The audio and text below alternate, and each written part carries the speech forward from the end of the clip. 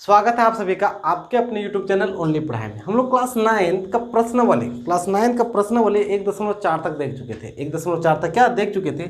आज हम लोग स्टार्ट करेंगे, मतलब कंटिन्यू करेंगे प्रश्न वाले 1.5। अगर अभी तक आपने हमारे पुराने वीडियो को नहीं देखा है, तो डिस्क्रिप्शन में उन सारे वीडियो का लिंक है। आप सबसे पहले जाइए डिस्क्रिप्शन में दिए गए लिंक से सबसे पहले आप उन वीडियो को देख लीजिए। क्या कीजिए, देख लीजिए और यहाँ से कंटिन्यू कीजिए। यदि आप क्लास 6 से लेकर 10 तक के विद्यार्थी हैं तो आप मेरे चैनल से जुड़े रहिए। आप मेरे चैनल को सब्सक्राइब अवश्य कर लें। इससे होगा क्या कि हम जब भी नया वीडियो अपलोड करेंगे, अपलोड करेंगे आपके यूट्यूब तक पहुँच जाएगा। ठीक है, बगल में बेल आइकन होता है। अगर आप एक भी वीडियो को मिस नहीं करना चाहते तो बेल आइकन को भी बजा दें। ठीक है, चलिए ये सब तो रहेगी बातें, करना है नहीं करना। वीडियो पसंद आए तो लाइक करना, वीडियो पसंद ना आए तो डिसलाइक करना, ये आपकी मर्जी है। हम इसे भी इतना कहते हैं, यदि आप क्लास 6 से 10 तक के विद्यार्थी हैं तो आप मेरे चैनल से जुड़े रहिए। आपको इस चैनल के माध्यम से निश्चित ही क्या मिलेगी, लाभ प्राप्त होगा। चलिए एक्सरसाइज 1.5 देखते हैं, प्रश्न नंबर 1.5। स्क्रीन बोर्ड पे आपका सवाल आ रहा होगा। क्या बोला है कि नीचे दी गई संख्याओं में कौन सी परिमेय है और कौन सी अपरिमेय। आपको बताना है कि नीचे जो संख्या दिया गया है उसमें से कौन परिमेय है, कौन क्या है, परिमेय है, और कौन अपरिमेय है। कौन परिमेय है और कौन क्या है, अपरिमेय है। ठीक है, जो सवाल दिया गया है उन सवालों में आपको बताना है कि कौन परिमेय संख्या, कौन अपरिमेय संख्या है। संख्याओं का बेसिक जानकारी क्लास 10 के लिए जो वीडियो अपलोड हुआ था, सम संख्या, विषम संख्या, भाज्य, अभाज्य है, परिमेय संख्या, अपरिमेय संख्या, उसमें हमने आपको बताया था। आप उस वीडियो को भी नहीं देखें, डिस्क्रिप्शन में उस वीडियो का भी लिंक है। आप जाके सबसे पहले इस वीडियो को क्या कीजिए, देख लीजिए। परिमेय संख्या क्या होता है, वैसी संख्या जिसे आप P/Q के रूप में लिख सकते हैं। वैसी संख्या जिसे आप P/Q के रूप में लिख सकते हैं। P का मतलब अंश और Q का मतलब हर, तो ये परिमेय संख्या। सर अपरिमेय संख्या क्या है, वैसी संख्या जो P/Q के रूप में जिसको आप नहीं लिख सकते हैं। है, एक बात बताइए कि हमने आपको बताया था कब कोई संख्या अपरिमेय होगा, कब कोई संख्या अपरिमेय होगा। तो पहला, अगर उसका दशमलव प्रसाद अशांत अनावर्ती हो। है, अगर किसी संख्या का दशमलव प्रसाद अशांत अनावर्ती, संख्या अशांत भी होना चाहिए, अनावर्ती होना चाहिए, रिपीट होना नहीं चाहिए, तब उसका दशमलव प्रसाद, तब उसका वो संख्या अपरिमेय होगा। समझ आया।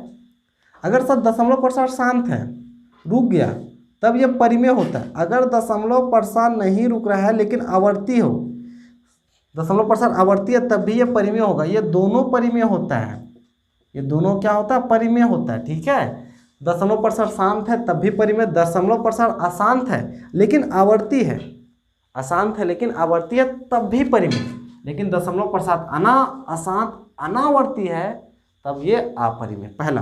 दूसरा बात बोले थे, अगर कोई संख्या रूट में हो, ये संख्या क्या है, रूट में है, और पूरा वर्गमूल इसका ना निकले, पूरी वर्गमूल ना निकले, तब संख्याएं अपरिमेय कहलाएगी। तीसरा, कोई जो नहीं कि रूट में ही हो सकता है क्यूब रूट हो, और उसका पूरा घनमूल ना निकले, तब भी वो संख्या क्या होती है, अपरिमेय। और चौथा बात याद रखिएगा, ये पाई जो पाई है वो हमेशा अपरिमेय होता है। वो हमेशा क्या होता है, अपरिमेय।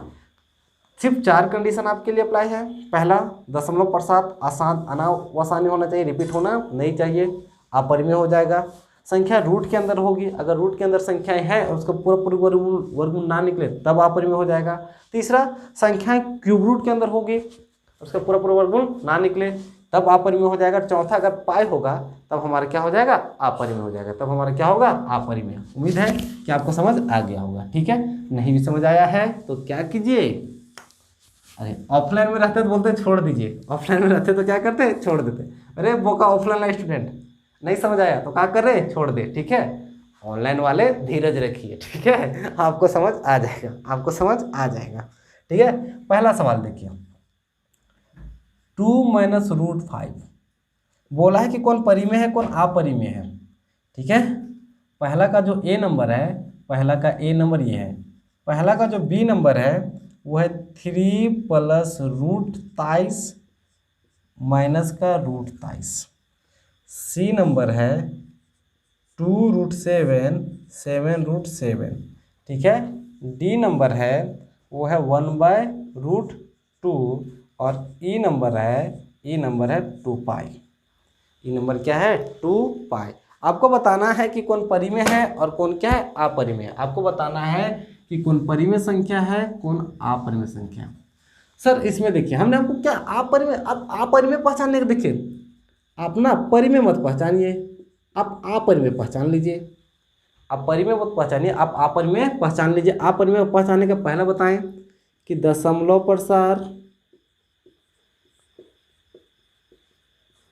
प्रसार अशांत अनावसानी होना चाहिए है। दूसरा, रूट के अंदर कोई संख्या होना चाहिए, उसका पूरा पूरा वर्गमूल नहीं आना चाहिए, पूरा पूरा वर्गमूल नहीं आना चाहिए। तीसरा, क्यूब रूट के अंदर होना चाहिए, पूरा पूरा क्यूब रूट नहीं निकलना चाहिए। चौथा, पाई होना चाहिए। अगर पाई होगा तो अपरिमेय होगा, अगर पाई होगा तो क्या होगा अपरिमेय होगा। सर इसका देखिए ये तो चल होगा, ये 2 ठीक है, ये 2 ठीक है, एक नीचे 1 है, ये परिमेय है। लेकिन ये वाला भी, ये 5 आके गड़बड़ा दिया ना, 5 आके गड़बड़ा, क्या 5 का पूरा पूरा वर्गमूल निकलता है? नहीं। तो ये कौन सी संख्या होगी? अपरिमेय संख्या।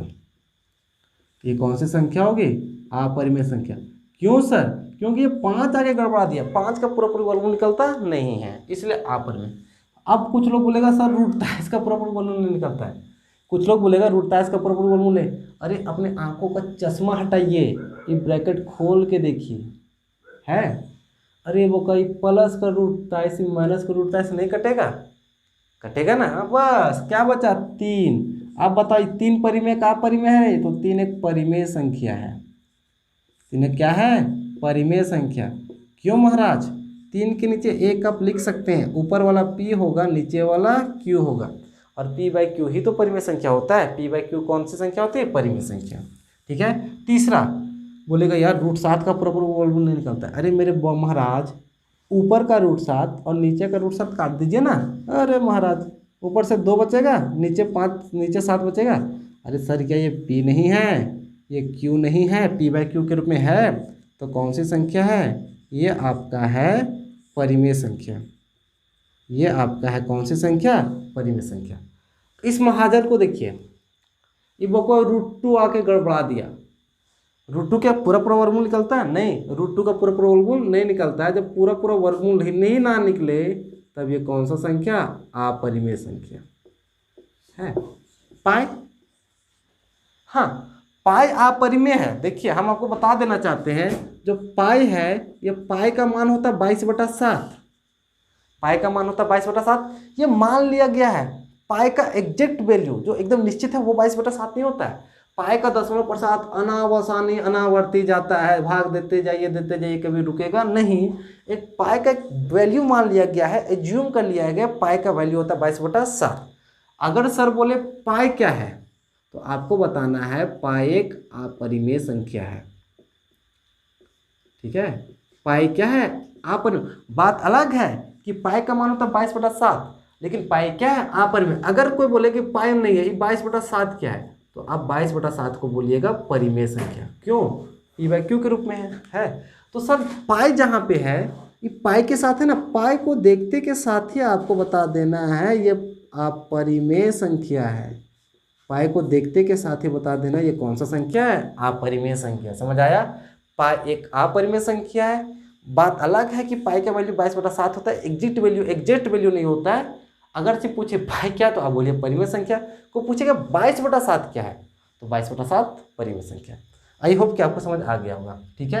आप इसका खूबसूरत नोट्स बना लीजिए। खूबसूरत क्या बनाइए? नोट्स बनाइए। आप मेरे साथ जुड़े रहिए, ठीक है।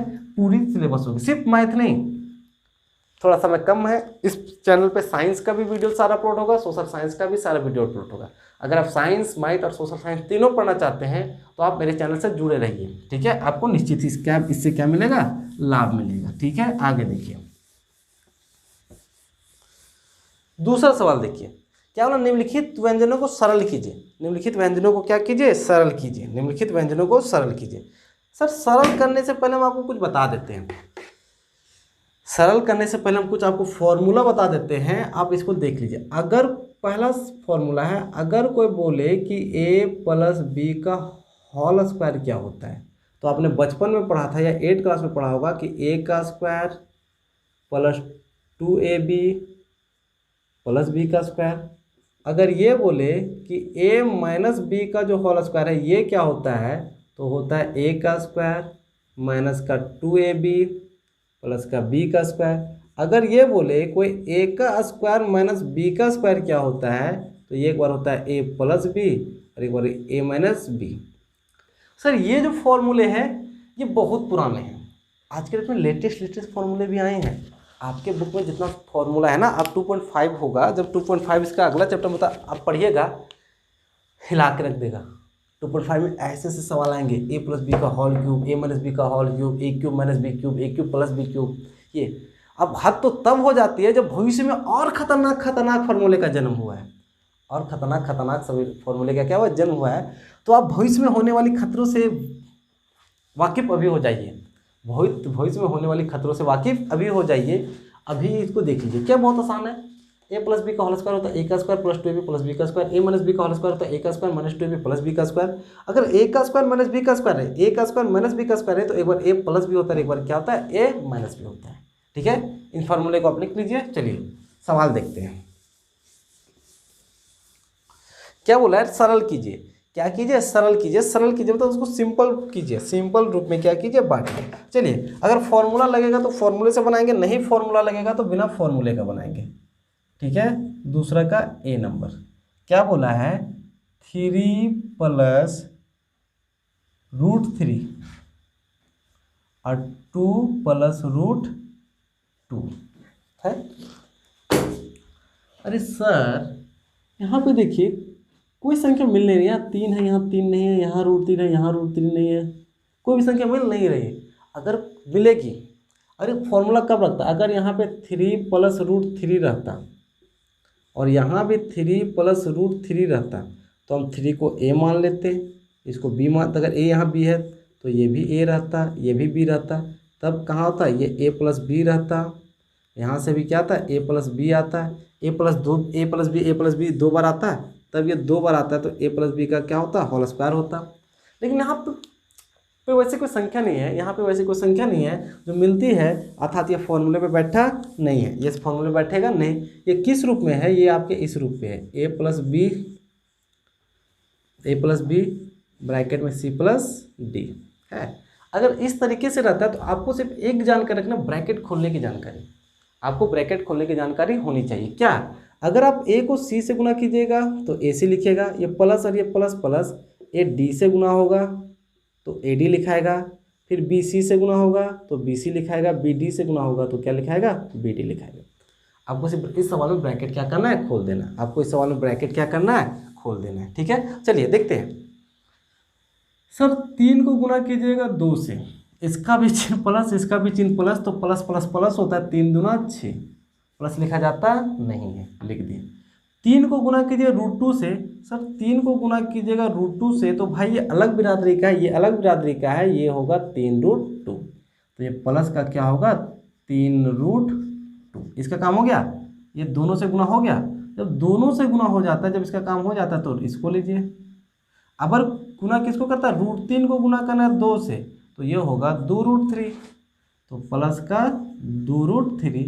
और देखिए यहाँ पे बहुत अच्छी बात है, √3 गुना √2, अरे सर रूट एक ही जाती क्या, तो गुना हो जाएगा, 3 दूना 6, तो √3, रूट का 6, कि कुछ जुड़ेगा आपस में क्या, नहीं, ये आंसर होगा।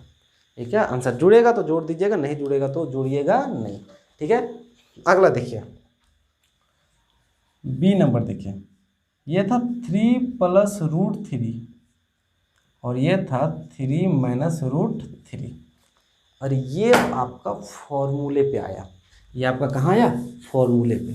सर अभी हमने आपको एक फॉर्मूला बताया, क्या बताया, a का स्क्वायर माइनस जो b का स्क्वायर होता है, ये फॉर्मूला होता है a प्लस b और ये होता है a माइनस b।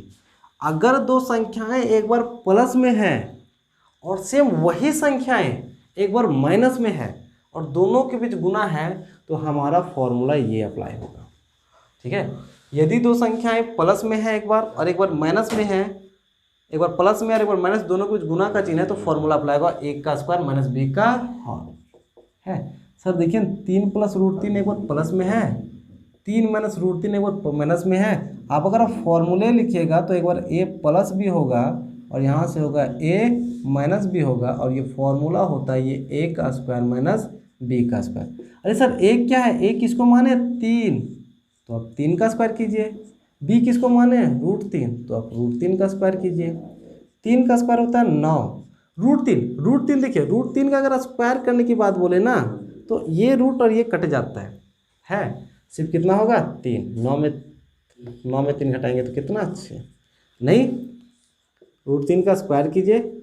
स्क्वायर करने का मतलब है 2 बार गुना करना, रूट तीन गुना होगा 3 तिया 9 और 9 किसे 9 का वर्गमूल क्या निकलता है 3, 9 का वर्गमूल क्या निकलता है 3। ठीक है, समझ आया? हाँ, उम्मीद है कि आपको समझ आ गया होगा। ठीक है, आप इसको अच्छे से लिख लीजिए, अच्छे से क्या लिख लीजिए। चलिए उतारते जाइए साथ साथ में, वीडियो देखिए, वीडियो को रोकिए फिर उतारिए, फिर देखिए रोकिए, इसी तरह करते जाइए। जिंदगी संघर्ष भरा है, लड़ते जाइए। जिंदगी संघर्ष भरा है, क्या कीजिए लड़ते जाइए। ठीक है, वीडियो की क्वालिटी को बहुत जल्द और इम्प्रूव किया जाएगा। आपको क्वालिटी लग रहा होगा अच्छा है, पर इस वीडियो की क्वालिटी को थोड़ा और क्या किया जाएगा, इम्प्रूव किया जाएगा। तब तक आप हमारे साथ बने रहिए, तब तक हमारे साथ आप क्या कीजिए बने रहिए। सी नंबर क्या है 5 प्लस रूट 2 का होल स्क्वायर, 5 प्लस रूट 2 का होल स्क्वायर। अरे सर देखिए ना, ये a मानिएगा तो b मानिएगा तो कहीं ना कहीं ये a प्लस बी का होल स्क्वायर है। इसका फॉर्मूला तो जानते हैं, a का square plus 2ab plus b का स्क्वायर। a कौन है सर, a आप 5 को माने तो यहाँ पे होगा 5 का स्क्वायर प्लस 2, a के जगह क्या होगा, a की जगह 5 होगा, b की जगह क्या होगा रूट 2 होगा, प्लस b का स्क्वायर, b किसको माने रूट 2 को माने हैं तो रूट 2 का होल स्क्वायर। सर 5 का स्क्वायर तो आप जानते हैं 25, 5 दूना 10, रूट 2 साथ में होगा तो रूट 2 और रूट 2 का स्क्वायर 2। 25 में 2 जुड़ेगा, अपनी बिरादरी का है तो 27 और 10 रूट 2। आसान है, क्या है आसान है, किसी भी तरह का कोई समस्या आपको नहीं होगा, किसी भी तरह का कोई समस्या आपको नहीं होगा। डी नंबर देखिए,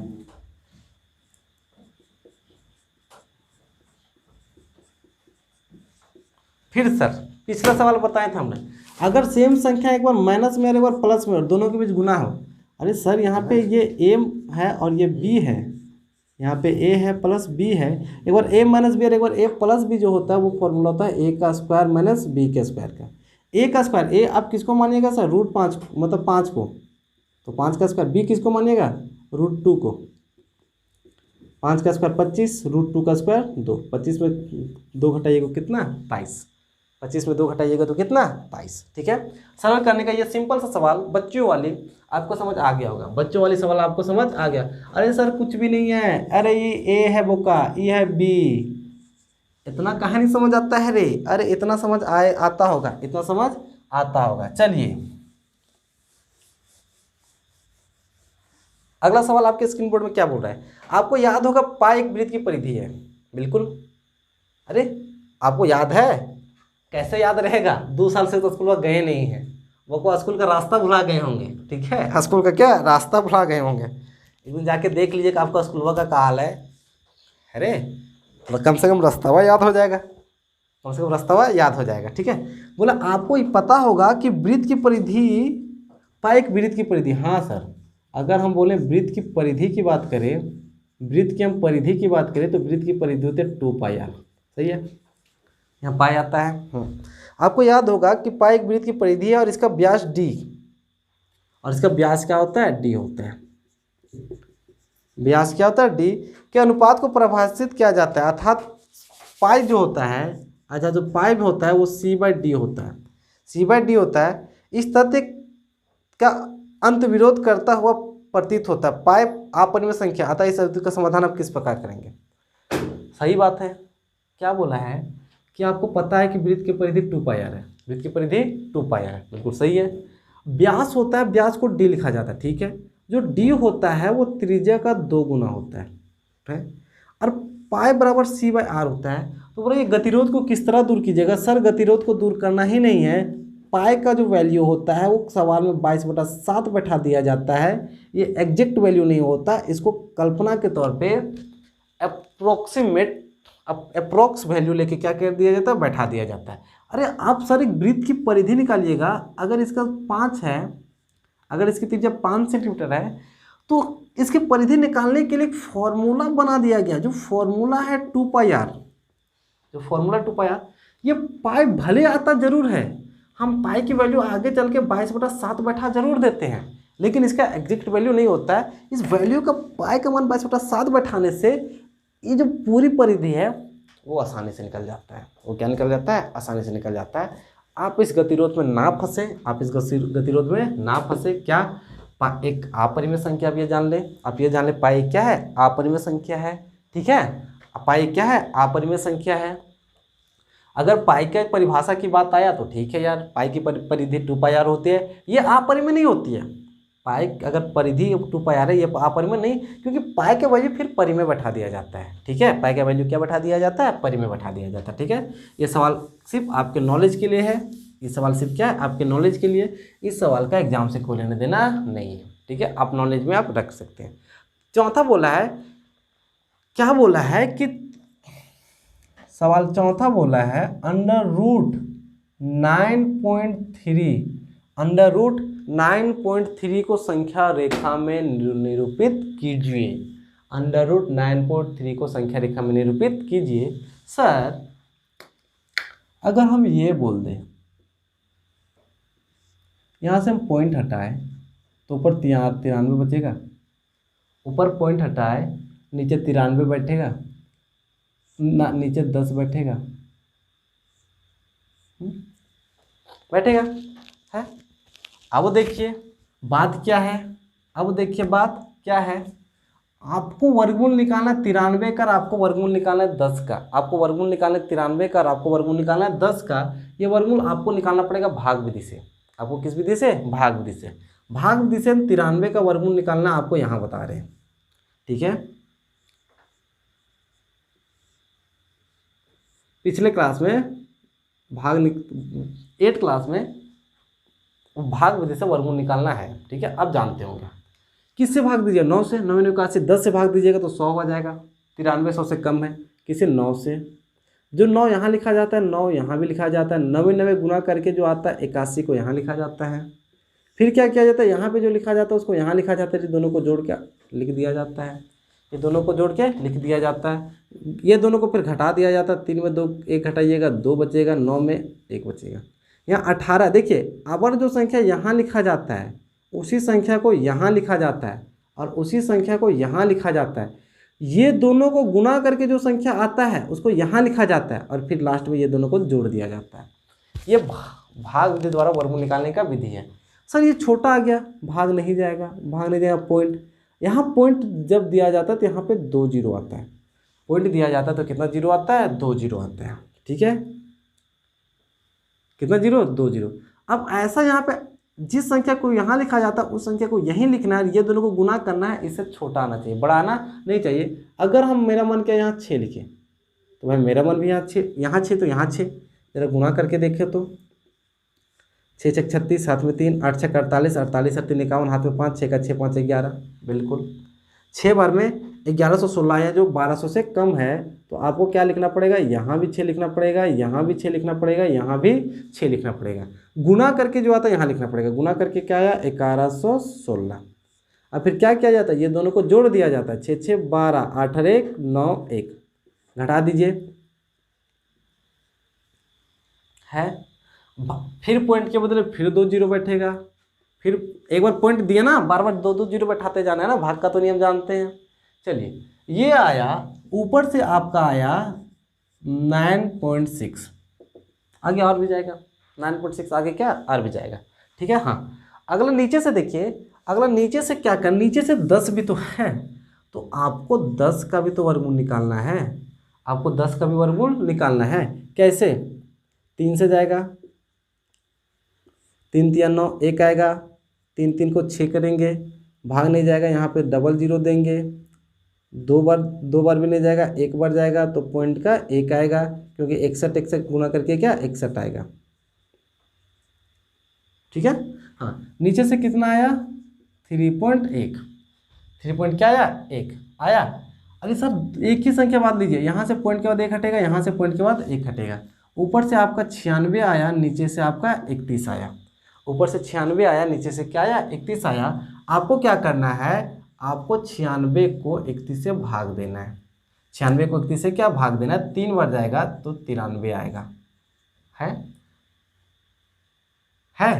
फिर पॉइंट देंगे तो पॉइंट के यहाँ 1 0 बैठेगा, भाग नहीं जाएगा, 0 देंगे, यहाँ 0 देंगे। कितना बार जाएगा 7 बार, 8 बार, 8 या 24, 9 बार जाएगा, 9 तिया 27, 9 एका 9, 9 तिया 27, इतना कितना आया। जब फाइनल रिजल्ट आया 3.09 आया, फाइनल रिजल्ट आया वो 3.09 आया। आपको अब सिर्फ इस 3.09 को संख्या रेखा में दिखाना है। आवर्धन का उपयोग करना तो आपको पता है, यहाँ 0, यहाँ 1, यहाँ 2, यहाँ 3, यहाँ 4। 3.09 3 और 4 के बीच होगा, 3 और 4 के बीच होगा। तो सर ये 3.0 होगा, है ये 3.1 होगा, 3.2 होगा, 3.3, 4, 5। 3.09 क्या 3 पॉइंट इसके बीच नहीं होगा? अरे होगा सर। अब इसको फिर से आप आवर्धित कर दीजिए। पिछले वीडियो में देखे थे 3.0 का मतलब है 3.00, यहाँ पे आएगा 3.01, यहाँ पे आएगा 3.02, यहाँ पे आएगा 3.03, 3.04। ठीक है, दिख रहा है वीडियो लास्ट तक दिख रहा है? 2 3 नहीं दिख रहा है। ठीक है, हम आपको फिर से करते हैं। देखिए फाइनल कहाँ तक आया 3.09, 3.09 मतलब हमको संख्या रेखा में दिखाना है। वो संख्या रेखा में दिखाना है 3.09 को, संख्या रेखा में दिखाना है 3.09 को। देखिए कैसे आएगा, यहाँ 0 1 2 3 4 5 है। सर 3.09 किसके बीच आएगा? 3 और 4 के बीच आएगा। अरे सर 3.0 किसके बीच आएगा? 3 और 4 के बीच आएगा। अब हम इसको फिर से विस्तारित करते हैं इस वाले भाग को। 3.0, 3.1, 3.2, 3.3, 3.4, 3.5 इसी तरह करके आएगा, 4 आएगा। आप बीच में अपना लिख दीजिएगा। सर ये 3.09 क्या 3.0 और 3.1 के बीच नहीं आएगा? अरे सर बिल्कुल आएगा। तो आपको क्या लिखना है, यहाँ पे लिखना है 3.0 और 3.1। अरे सर 0 है तो 1 0 और दे दे, कोई दिक्कत है? नहीं। तो यहाँ पे 3.01 आएगा, 3.02 आएगा, 3.03 आएगा, 3.04 आएगा, 3.05 आएगा, 3.06 आएगा, 3.07 आएगा, 3.08 आएगा, 3.09 आएगा और ये 3.0 आएगा। है संख्या रेखा पे यही होगा। ठीक है, संख्या रेखा में ये होगा, संख्या रेखा में क्या होगा, ये बात होगा। ठीक है, उम्मीद है कि आपको समझ आ गया होगा, उम्मीद है कि आपको समझ आ गया होगा।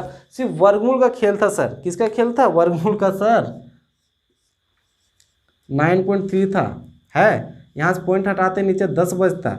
आपको ऊपर 93 का वर्गमूल अलग निकाल लेना था, 10 का वर्गमूल भाग विधि से अलग निकाल लेना था। जो आएगा ऊपर लिख के, इसका जो आएगा नीचे लिख के भाग दे देना था। आपको 3.09 मिलता और 3.09 को आवर्धन का उपयोग करके इस तरीके से क्या करना था, लिख देना था। ठीक है, उम्मीद है कि समझ आ गया होगा। अब हम पढ़ते हैं इस चैप्टर का सबसे इम्पोर्टेंट सवाल, इस चैप्टर का सबसे इम्पोर्टेंट सवाल, और ऐसा सवाल जिसका उपयोग भविष्य में निश्चित है।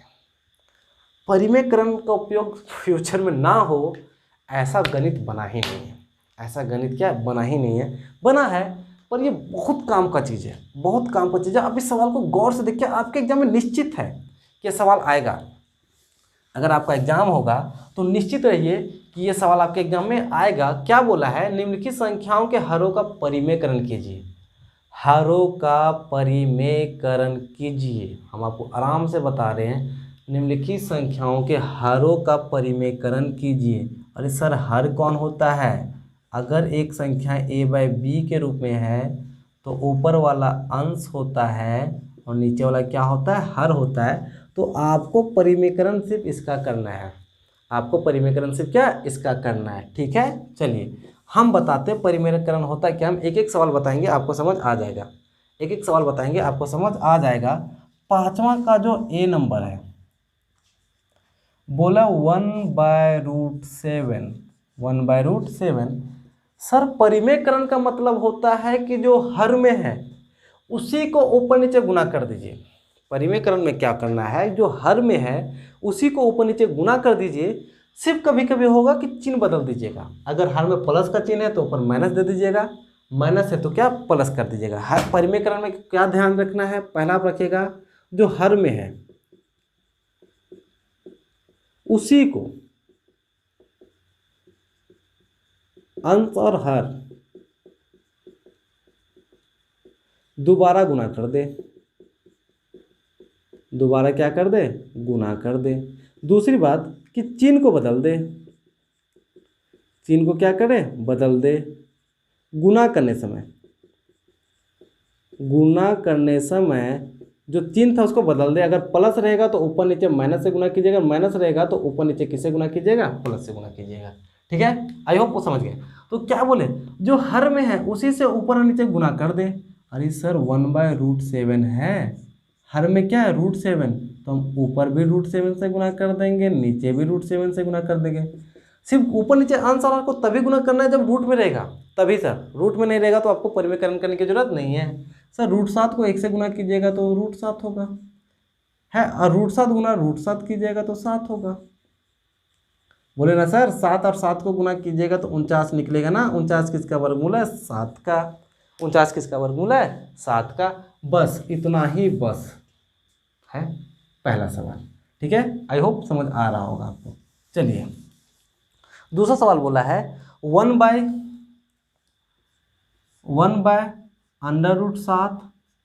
1/√6, 1/√7, 1/6। हम क्या बोले सर कि जो हर में हो उसी से अंश और हर को दोबारा गुना कर दें। सर हमारा सवाल है √7 माइनस √6। सर जो हर में है, हर क्या √7 माइनस √6 है, तो गुना करेंगे √7 और √6 से ही, लेकिन क्या चिन्ह को बदल कर गुना करें, चिन्ह को बदल के। सर इसके बीच माइनस का चिन्ह है तो आपको प्लस का लगाना पड़ेगा। आप जो हर में अंश में गुना कीजिएगा वही गुना कहाँ कीजिएगा, हर में। बस इस बात का आप जानकारी रखिएगा कि जो गुना अंश में कीजिएगा वही गुना कहाँ कीजिएगा, हर में। ठीक है, गुना करना तो आता है। अरे गुना क्या होता है, 7/3 को अगर गुना करना 5/4 से, तो गुना में ऊपर ऊपर और नीचे नीचे गुना होता है। 7 × 5 = 35, 4 × 12 है। तो सर √7 को जब 1 से गुना कीजिएगा तो किसी भी संख्या को 1 से गुना करने से कोई फर्क नहीं पड़ता है। √7 को 1 से √7 पर नीचे फर्क पड़ेगा सर, नीचे फर्क पड़ेगा सर। हमने आपको अभी बताया था अगर एक संख्या a + b के रूप में रहे और एक संख्या a - b के रूप में रहे तो इसका जो होता है वो a का स्क्वायर माइनस क्या होता है, b का स्क्वायर। सर यहाँ पे ये संख्याएं देखिए, ये संख्या एक बार माइनस में है और एक संख्या एक बार क्या है, प्लस में। सेम वही संख्या है, जब एक संख्या प्लस में और एक संख्या माइनस में होता है तो a का स्क्वायर माइनस b का स्क्वायर होता है। ए देखिए सर, आप पहले को a मान लीजिए, दूसरे को b मान लीजिए। इस पहले को a मान लीजिए, दूसरे को b मान लीजिए, रूट में कोई दिक्कत नहीं। सबसे शुरू में होगा a का स्क्वायर, a क्या है √7, तो आप √7 का स्क्वायर कीजिए। माइनस b का स्क्वायर, b क्या है √6, तो आप √6 का क्या कीजिए, स्क्वायर कीजिए। ऊपर से तो आपका सर √7 + √6 आएगा, कोई दिक्कत नहीं। लेकिन √7 का स्क्वायर 7 और √6 का स्क्वायर 6। यहाँ से √7 + √6, लेकिन 7 में 6 घटाएंगे तो 1, 7 में 6 घटाएंगे तो 1, और 1 कभी हर में लिखा 1 कभी हर में लिखा नहीं जाता है, 1 कभी हर में लिखा नहीं जाता है। ठीक है, उम्मीद है कि समझ आ रहा होगा, उम्मीद है कि समझ आ रहा होगा। नहीं समझ आ रहा है तो अगला बताते हैं। ये फॉर्मूला याद रखिएगा सर, अगर एक संख्याएं प्लस, दो संख्या एक बार प्लस में हो और एक बार माइनस में हो तो एक बार इस तरह होता है। सी नंबर देखिए, सी नंबर क्या बोला है, सी नंबर बोला 1/√5 + √2, √5 + 2। सर हमने क्या बोला कि जो हर में है उसी को अंश और हर दोनों से दोबारा गुना कर दीजिए। यह सवाल इस तरीके से है। अरे सर ये क्या, ये तुम्हारा हर में है, हमको इसी से तो गुना करना है, अंश में भी और हर में भी। लेकिन क्या, लेकिन चिन्ह को बदल दे, चिन्ह को क्या करें, बदल दे। सर यहाँ प्लस है तो चिन्ह को बदलेंगे तो ऊपर, हाँ नीचे माइनस। ऊपर जिससे गुना कीजिएगा नीचे उसी से गुना कीजिएगा, ऐसा नहीं कि नाइंसाफी कीजिएगा। जिसको दे रहा बराबर दो, सबको बांटना है बराबर। ऊपर जिससे गुना कीजिएगा उसी से कहाँ गुना कीजिएगा, नीचे है। ऊपर देखिए, अब गुना में ऊपर ऊपर √5 √2 को 1 से गुना कीजिएगा तो कोई फर्क नहीं पड़ेगा, ये √5 माइनस √2 होगा। क्यों? क्योंकि 1 से किसी भी संख्या को गुना करने से, 1 से किसी भी संख्या को गुना करने से कोई फर्क पड़ता नहीं है, वही संख्या। सर यहाँ फिर से a + b a - b a + b a - b, दो संख्याएं एक बार प्लस में और वही संख्या एक बार माइनस में हो और दोनों के बीच गुना का चिन्ह हो तो होता है a² - b²। a कौन है, पहला वाला √5, तो √5 का स्क्वायर, माइनस b कौन है, √2, तो √2 का स्क्वायर। ऊपर से क्या होगा सर, ऊपर से √5 माइनस √2 होगा। लेकिन नीचे से क्या, 5 का स्क्वायर कितना, √5 का स्क्वायर 5 और √2 का स्क्वायर 2। ऊपर से √5 माइनस का √2 और 5 में 2 घटेगा तो 3। और ये सिंपल सा आंसर, ये सिंपल सा आंसर। समझ आया? उम्मीद है कि आपको समझ आ रहा होगा, उम्मीद है कि आपको समझ आ रहा होगा। ठीक है, अगला सवाल।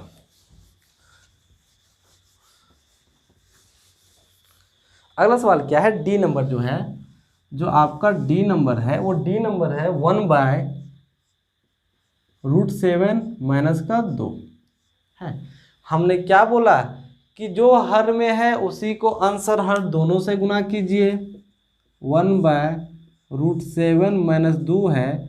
सर हर में कौन है, ये है, तो हम क्या करेंगे, ऊपर उसी से गुना करेंगे, लेकिन चिन्ह बदल देंगे। यहाँ माइनस था तो प्लस दे दिए। अब जिस संख्या से अंश में गुना कीजिएगा उसी संख्या से हर में, ये परिमेयकरण का लॉजिक ही है, ये परिमेयकरण का क्या है, लॉजिक ही है। आपको इसी लॉजिक से काम करना पड़ेगा, आपको इसी लॉजिक पे क्या करना पड़ेगा, काम करना पड़ेगा। ठीक है, हाँ। अब फिर से सर, इस संख्या को गुना करना 1 से, कोई फर्क नहीं पड़ता 1 से गुना करने से ना। सिर्फ 2 था सर, यहाँ पे 2 है तो सिर्फ 2 से गुना करेंगे, √2 नहीं है, √2 नहीं था, 2 था ना, सिर्फ 2 से गुना करेंगे। यहाँ पे सर फिर से वही, एक बार प्लस में एक बार माइनस में, तो a का स्क्वायर 7 का स्क्वायर √7, यहाँ से क्या आएगा, √7 + 2 आएगा। यहाँ से देखिए √7 का स्क्वायर 7 होता है, लेकिन यहाँ 2 है, √2 का नहीं है, 2 का स्क्वायर क्या होता है, 4 होता है। ऊपर से √7 + 2 और नीचे 7 में 4 घटाएंगे तो 3, और ये क्या होगा, आंसर। ये क्या होगा, आंसर। उम्मीद है कि आपको समझ आ रहा होगा, उम्मीद है कि आपको समझ आ रहा होगा। अगर आपको किसी भी तरह का कोई समस्या है, आपको किसी भी तरह का कोई समस्या है तो मेरा व्हाट्सअप नंबर है 7667936982। नाम तो आपको पता होगा, कृष्णा कुमार। ठीक है, आप मेरे इस नंबर से संपर्क कर सकते हैं। व्हाट्सअप नंबर, व्हाट्सअप ही कीजिएगा, कॉल जल्दी लग नहीं सकता है। ठीक है, आप व्हाट्सअप कीजिए, आपको जरूर हेल्प मिलेगी। ठीक है, चलिए, अगर अभी तक आपने इस वीडियो को यहाँ तक देखा है तो यकीन मानिए, जब रियल स्टूडेंट है, यकीन मानिए कि आप एक क्या है, रियल स्टूडेंट है, आपके अंदर इतना पेशेंस है, आपके अंदर इतना पेशेंस है कि आप यहाँ तक आ पाए। ये पेशेंस हर किसी के अंदर नहीं होता है, ये जो होता है मेंटल प्रेशर, ये हर किसी के अंदर नहीं होता है। और ये आपकी सफलता की पहली निशानी है, ये आपकी सफलता की क्या है, पहली निशानी है। आप लगे रहिए, आप लगे रहिए, आप लगातार मेहनत करते रहिए, आपको एक दिन ना एक दिन सफलता अवश्य मिलेगी। यदि आप हमारे चैनल से नए हैं तो आप मेरे चैनल को सब्सक्राइब करें। अगर ये वीडियो पसंद आया तो लाइक करें, ना पसंद आया तो डिसलाइक करें। किसी भी समस्या के लिए आप इस नंबर पर कांटेक्ट कीजिए। आप अपनी प्रतिक्रिया नीचे कमेंट बॉक्स में भी क्या दें, अवश्य दें। चलिए, तब तक के लिए धन्यवाद।